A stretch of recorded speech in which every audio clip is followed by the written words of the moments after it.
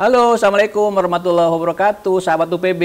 Ketemu lagi dengan saya Ahmad Aguswin dalam acara obrolan seputar kampus UPB.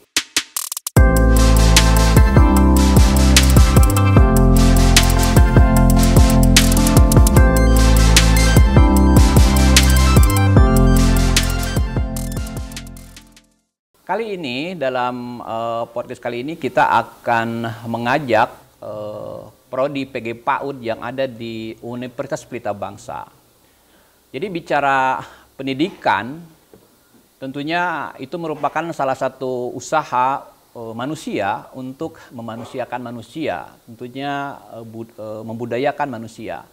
Maka untuk memperoleh hal tersebut diperlukan usaha nyata sehingga bisa memperkuat dari sisi spiritual keagamaan, juga nanti memperkuat juga nilai-nilai luhur kemanusiaan. Memang tidak mudah untuk mencapai hal tersebut, salah satunya adalah diperlukan seorang figur guru. Dan hari ini kita akan ngobrol-ngobrol dengan salah satu dosen dari pendidikan guru PAUD. Oke, kita langsung perkenalkan saja. Ini dia Ibu Dwi Anggreni MPD, betul ya Ibu? Ya, betul. Oke. Pak. Ini beliau kalau tadi ngobrol singkat dengan saya, beliau juga selain sebagai seorang guru, beliau juga seorang konsultan pendidikan. Nah, untuk lebih jelasnya kita ajak beliau untuk berkenalan dulu. Oke, bagaimana Ibu Dwi, sehat Ibu? Sehat Pak. Ya, Assalamualaikum teman-teman sekalian, mahasiswa UPB dan teman-teman sekalian. Perkenalkan, nama saya Dwi Anggreni. Saya adalah salah satu dosen pada Prodi PAUD UPB. Saya bergabung sejak Januari 2020, Pak. 2020, berarti ya. Sudah hampir 3 tahun Ibu sudah bergabung. 3 tahun. 3 tahun ya? Ya. Berarti di masa pandemi sudah di sini ya? Sudah, di masa pandemi itu saya sudah bergabung dan perkuliahan itu pada saat itu masih menggunakan sistem online. Sistem online ya? Iya, betul. Oh, luar biasa. Tadi saya sampaikan di awal bahwa Ibu juga sekarang masih menjalani sebagai konsultan pendidikan, betul Ibu? Iya, betul. Jadi saya memang masih aktif sebagai konsultan dan juga guru TK. Saya mulai mengajar itu dari tahun 2002 sampai sekarang. Oh, 2002 sampai sekarang ya? Iya. 2002 sampai sekarang udah berapa tahun tuh Bu? Hampir 21 tahun. Ini udah masternya guru nih. Ya, tapi memang fokus di guru PAUD atau TK ya? Dari dulu memang konsentrasi saya atau kesukaan saya itu pada pendidikan anak usia dini. Karena dari awal saya kuliah itu D2 PGTK saya di UNJ. Lalu saya melanjutkan S1 PAUD dan S2 saya juga PAUD. Oh begitu. Ya. Oke Bu, menarik nih perkenalan Ibu nih ya. Baik, kita nanti akan sedikit bincang atau ngobrol ngupas tuntas terkait PG PAUD di Universitas Pelita Bangsa. Jadi ya, boleh Pak. Kami dari tim tentunya banyak di luar juga sahabat-sahabat kita di UPB ini menanyakan terkait Prodi PAUD. Nah maksudnya biar nanti lebih jelas, lebih pas, mungkin Ibu yang bisa menjelaskan akan hal itu. Jadi mungkin ada beberapa pertanyaan yang ingin saya sampaikan dan nanti silakan Ibu dijawab. Oke Bu ya. Jadi ada beberapa pertanyaan, mungkin Ibu bisa jelaskan dulu dari sekarang, apa sih itu PG PAUD atau pendidikan guru PAUD? Bisa mungkin dijelaskan Ibu? Iya Pak, pendidikan anak usia dini itu adalah salah satu pendidikan dasar yang memang diberikan untuk anak-anak, untuk mempersiapkan anak-anak dari rentangan usia 0 sampai 8 tahun agar mereka siap untuk memasuki jenjang pendidikan selanjutnya yaitu di SD. Karena seperti yang kita ketahui bahwa semakin lama pendidikan kita itu semakin bergerak progresif maju, di mana anak-anak sejak usia mereka 1 tahun itu sudah mulai bersekolah. Ada beberapa orang tua itu yang sudah memiliki insting atau ketertarikan di mana mereka ingin anaknya itu sudah mulai memiliki dasar kependidikan dari usia yang dini. Oleh karena itu sebenarnya banyak sekali diperlukan calon-calon atau anak-anak muda yang memang menyukai anak-anak kecil, yang memang ingin menjadi mentor atau penggerak pendidikan Saya mengundang teman-teman itu untuk mari kita bergerak bersama membangun pendidikan Indonesia melalui kampus UPB. Karena UPB itu memang memberikan kesempatan atau ingin melatih para calon-calon guru agar teman-teman itu memiliki ketertarikan, bakat, minat, dan juga melatih mungkin keterampilan yang teman-teman miliki agar teman-teman bisa menjadi seorang guru PAUD yang profesional. Oke, tadi menarik Ibu bicara terkait kecintaan terhadap dunia anak-anak. Betul, Pak. Kemudian tadi rentan waktunya sampai 8 tahun, bukankah masuk SD itu sudah 7 tahun, Bu? Apakah Betul. harus PAUD dulu sampai 8 tahun bagaimana, Bu? Karena saya baca beberapa aturan di itu bahwa PAUD itu ya kisaran 0 sampai 6 tahun. Tadi Ibu bicara 0 sampai 8 tahun. Itu bagaimana, Bu? Karena ini sebenarnya kenapa sampai rentangan usia 7 tahun? Mungkin untuk pendidikan Indonesia itu kita mengakui bahwa jenjang PAUD 0 sampai 7 tahun ya, Pak.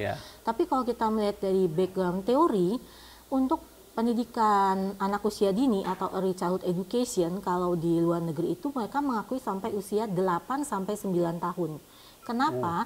Karena tugas dari pendidikan anak usia dini itu adalah mengantar anak-anak dari awal belum sekolah sampai mereka baru memasuki sekolah sampai ke jenjang awal sekolah dasar. SD ya? Betul, supaya anak-anak usia dini ini tidak kaget ketika mereka memasuki pendidikan dasar. Ya, memang saya juga sebagai orang luar banyak mendengar, Bu, bahwa anak-anaknya ketika tidak masuk PAUD dulu, TK dulu, dia juga kelabakan, artinya kaget, sudah harus hafal membaca, menulis, sementara ya yakin kalau pengalaman PAUD ini tidak dilalui, maka tadi terjadi kegagetan. Yang khawatirnya ujungnya mereka juga malas untuk belajar karena seolah-olah tertinggal dari teman-temannya. Iya. Begitu ya, Bu ya? Betul. Jadi memang tugas utama dari pendidikan anak usia dini ya teman-teman itu adalah kita menghantarkan dan mempersiapkan bagaimana anak-anak usia dini kita itu memiliki kematangan belajar. Nah, kematangan belajar itu memang harus melalui proses ketika mereka belajar di sekolah. Kenapa? Karena para pendidik yang khususnya di TK maupun guru-guru anak usia dini itu yang memiliki keterampilan untuk mengarahkan dan mendidik anak-anak di luar orang tua.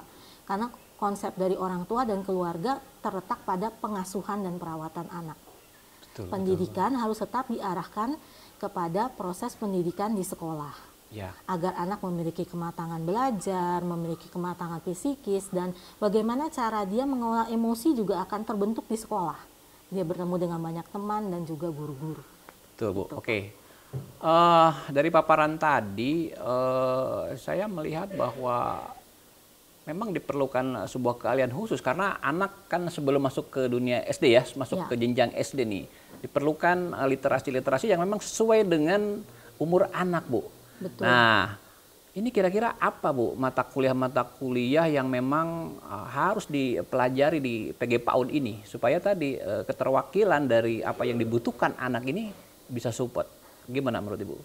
Jadi untuk perkuliahan pada program studi anak usia dini khususnya di UPB, memang kami itu memberikan mata kuliah yang membahas atau mengupas secara tuntas mengenai seluruh aspek dari perkembangan anak usia dini, baik dari perkembangan emosinya, perkembangan sosialnya, perkembangan spiritualitasnya mereka, kognitifnya mereka, bahasa, dan perkembangan seninya juga. Karena menurut saya setiap anak itu ada individu yang unik. Mereka tercipta secara unik, jadi mereka itu harus perlu kita gali dan kita kembangkan segala bakat yang ada dalam diri anak. Begitu. Menarik, Bu, karena ini kita bicara sedikit keluar kasus ya, Bu ya, bahwa bisa jadi kalau anaknya tidak disekolahkan di tataran pendidikan dasar, salah satunya PAUD, sekarang kan banyak orang tua tuh mempercayakan kepada gadget atau kepada handphone, misalkan ketika ada masalah, udah lu pegang aja misalkan handphone ini, anaknya tuh senang, anaknya tuh anteng, gitu ya, anteng. Dan saya kira menurut Ibu ini solusi atau masalah nih, Bu, dengan adanya hal-hal seperti ini? Karena ketika ditanya sebuah anak sekarang, Bu, dia ketika diambil handphonenya marahnya bukan main, Bu. Betul. Itu banyak kasus seperti itu. Ini Ibu gimana menurut pendapat Ibu terkait ini? Hubungannya tadi dengan yang dipelajari di PG PAUD. Ya, kita harus melihat dari sudut pandang segala sesuatu itu ada positif dan ada negatifnya ya Pak. Iya. Penggunaan teknologi digital sebenarnya itu bisa dimasukkan dalam sistem pendidikan anak usia dini ya teman-teman. Karena kita juga harus mengoptimalkan bagaimana kita menggunakan aplikasi-aplikasi, program-program pendidikan yang mumpuni untuk mengembangkan semua aspek perkembangan anak usia dini. Nah, apa peranan atau manfaat dari pendidikan anak usia dini untuk anak-anak? Apa bedanya anak yang sekolah pada pendidikan anak usia dini dengan anak yang tidak mengikuti pendidikan anak usia dini? Perbedaan utamanya adalah di kematangan sosial dan emosionalnya, Pak. Kematangan sosial dan emosional, betul. ya. Anak-anak yang mendapat pendidikan anak usia dini, mereka itu mendapat kesempatan untuk bersosialisasi, di mana anak tidak hanya bertemu dalam ruang lingkup keluarga. Dia belajar untuk berteman dengan teman sebaya, belajar bertemu dengan ibu guru, belajar dengan ibu guru, menghormati orang yang lebih tua. Itulah fokus dari pendidikan anak usia dini. Kita membentuk kematangan anak untuk mampu bersosialisasi, karena fungsi dari manusia adalah makhluk sosial. Kita harus bersosialisasi, Pak. Jadi mengajarkan anak sedini mungkin mengenal lingkungannya, minimal teman-temannya ya Bu ya. Betul. Karena memang tidak jarang ada anak ketika masuk ke lingkungan anak-anak yang lain dia diem, atau mungkin dia sangat merasa bahwa dia paling hebat. Betul. Ada juga Bu yang kayak gitu ya. Iya. Oke, berarti itu termasuk salah satu pertanyaan saya, mengapa harus memilih PG PAUD? Bagi salah satunya itu jawabannya. Betul. Betul ya? Karena PG PAUD itu membutuhkan banyak guru-guru yang memang mencintai anak-anak, yang memang ingin membangkitkan pendidikan kita. Siapa lagi yang bisa membangkitkan pendidikan Indonesia kalau bukan masyarakat Indonesia sendiri? Saya rasa semua orang bisa menjadi guru, khususnya guru TK. Asal kita ingin dan mempunyai minat untuk mengembangkan pendidikan Indonesia. Karena itu adalah menurut saya motivasi yang paling luhur dari setiap manusia sebagai tanggung jawab kita bahwa kita adalah warga negara Indonesia yang baik. Mungkin saya ada sedikit pertanyaan berikutnya, ini terkait prospek Bu. Jadi ya pastilah para kaum milenial sekarang ketika menjadi seorang guru dan salah satunya guru PAUD atau TK, apa sih jadi prospek ke depan? Apakah hanya jadi seorang guru? Gimana menurut Ibu? Sebenarnya untuk pendidikan anak usia dini itu memiliki prospek yang sangat banyak bisa dikembangkan. Salah satunya memang fokus utama dari pendidikan anak usia dini adalah membentuk atau mempersiapkan calon-calon guru anak usia dini. Tapi selain itu sebenarnya banyak sekali jenis-jenis usaha yang bisa kita kembangkan dari pendidikan anak usia dini. Salah satunya misalnya teman-teman yang memang tertarik pada prodi anak usia dini ini bisa mengembangkan dirinya menjadi konsultan pendidikan. Membuka buka konsultan pendidikan. Atau bisa juga membuka lembaga-lembaga pendidikan yang bertujuan untuk memberikan pendidikan yang sesuai dengan tahapan perkembangan anak usia dini. Seperti misalnya kita membuka lembaga pengembangan bahasa untuk anak usia dini, memberikan cara pengajaran membaca, menulis, berhitung yang memang sesuai dengan aspek-aspek perkembangan anak usia dini. Karena kan banyak sekali mungkin beberapa lembaga itu yang belum menyesuaikan program mereka dengan kriteria anak usia dini. Selain itu juga bisa misalnya kita mengembangkan kewirausahaan dengan membuka seperti sanggar-sanggar, seperti sanggar melukis untuk anak usia dini, atau membuka sanggar menari, atau bisa juga kegiatan seperti rumah membaca, tempat bermain untuk anak usia dini, yang memang sebenarnya bisa meningkatkan ketertarikan bagi generasi muda kita untuk lebih mau turun atau peka terhadap pendidikan anak usia dini. Karena anak-anak usia dini itu adalah anak-anak yang menurut saya yang sedang butuh perhatian.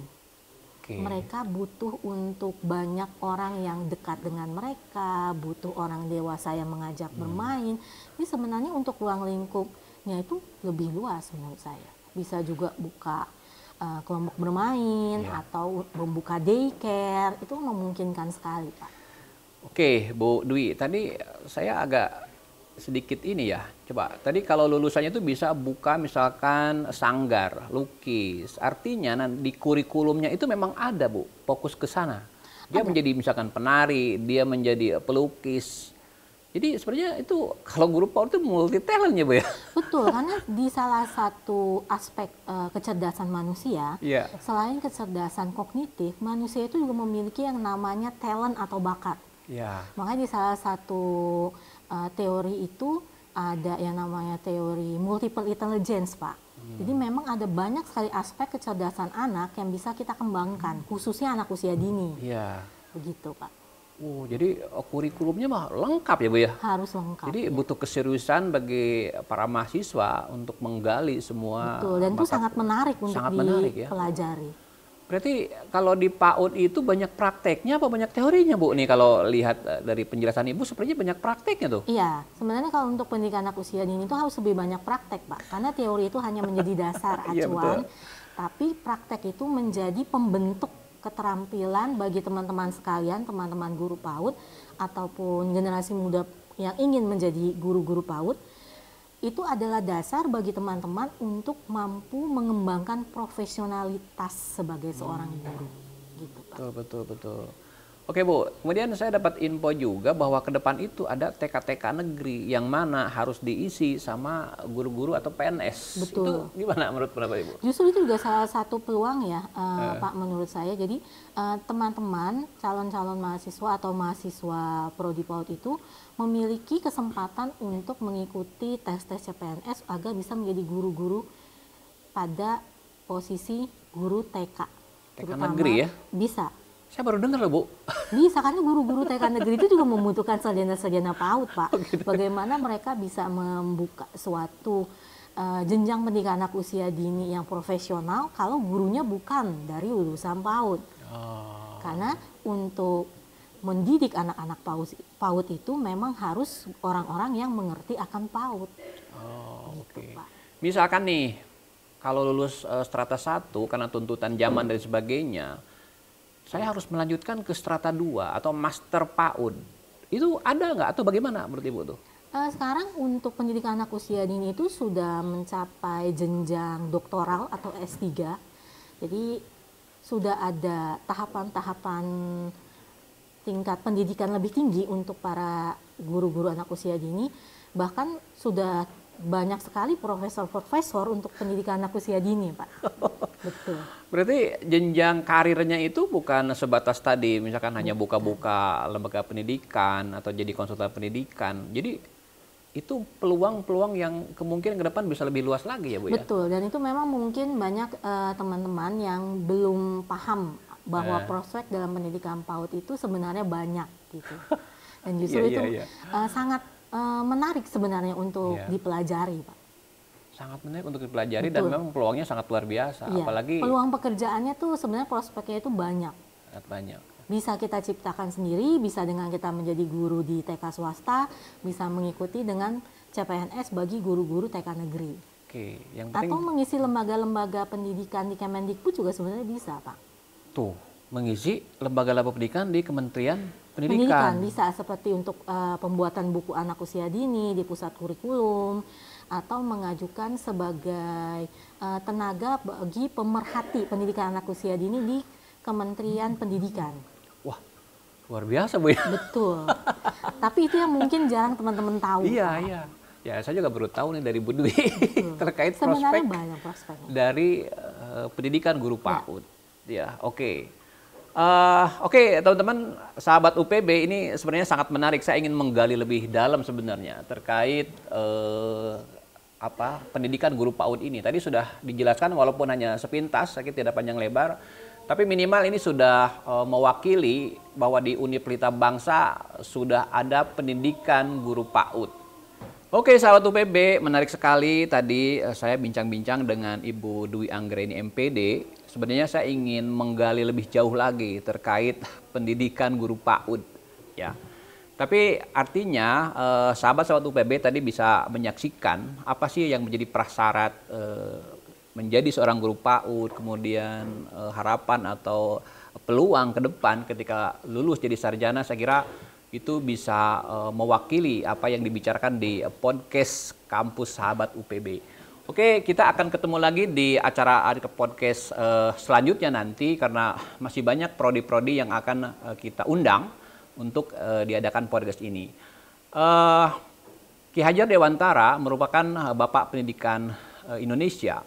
Beliau membuat beberapa statement di dalam kalimatnya bahwa namanya guru dia harus terdepan dalam menjalankan suri teladannya. Kemudian guru pun harus bisa membimbing, ya. Dan terakhir seorang guru pun harus bisa menjadi pendorong supaya murid-muridnya ke depan nanti bisa sukses menjadi harapan bangsa tentunya, bisa membangun kekurangan-kekurangan atau masalah-masalah yang selama ini dihadapi oleh bangsa kita. Itu mungkin sahabat UPB, sampai ketemu lagi di podcast berikutnya dan kita tutup. Assalamualaikum warahmatullahi wabarakatuh. Assalamualaikum warahmatullahi wabarakatuh.